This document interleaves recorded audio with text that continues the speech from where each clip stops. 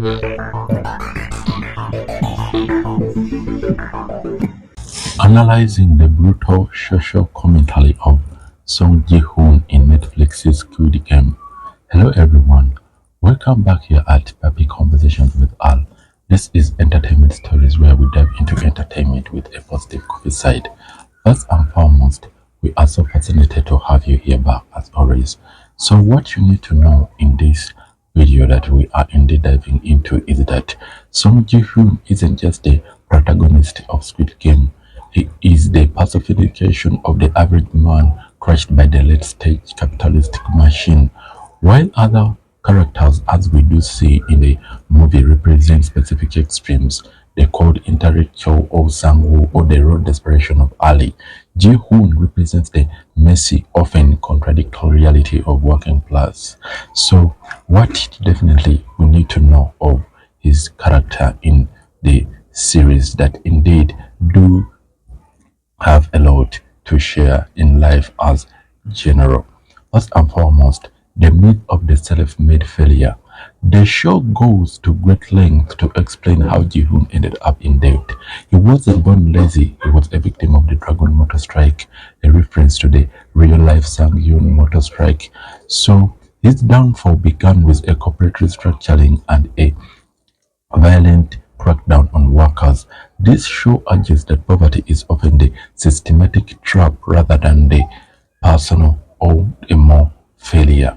The irony, first and foremost, also what you need to know is that despite being failure or by the being failed by the system, Ji-hoon carries the crushing weight of individual shame, highlighting how social blames the marginalized for their own marginalization, the devaluation of human dignity. Throughout the games, Ji-hoon's act explores the price tag placed on human life, the slap. In the subway station, the salesman offers money in exchange for physical pain. Ji-hoon's willingness to be slapped for cash is a microcosm of the entire series. The poor are forced to commodify their bodies and dignify just to survive. The host betting panel. Ji-hoon's gambling addiction at the start of the series mirrors the VIP's betting on the players at the end.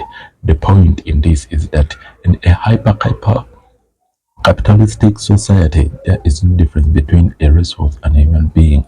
Both are simply assets to be worked on by those with the capital. Moral decay versus the survival. Ji-hoon, arguably the most moral and definitely upright character in the show, goes ahead to come in the contrast of characters such as Sang-woo, who chooses cold logic and murder. Ji-hoon stumbles through his betrayals with immense guilt. This highlights the psychological trauma inflicted on the poor when they are forced to compete for crumbs. First, also what you need to know here is the illusion of choice or fairness. The frontman constantly insists the game is fair because every player consented to be there. In reality, Ji-hoon returns to the game not because he wants to, but because out there in the real world is just as lethal as the game, only without the hope of a payout. So, what you need to know more of this is that choice is an illusion when the alternative is to participate in a slow death by debt and starvation. So the ending of this was that the red hair and the rebirth. Ji-hoon's transformation at the end, the bright red hair and the refusal to board the plane serves as the final defiant piece of commentary. The red hair symbolizes a lot of what we can indeed do take from this character as a departure from his former submissive self.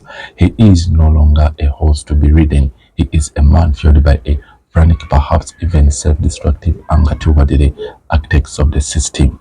By turning around, Ji-hoon chooses to comfort the system rather than take his winning and live in comfort.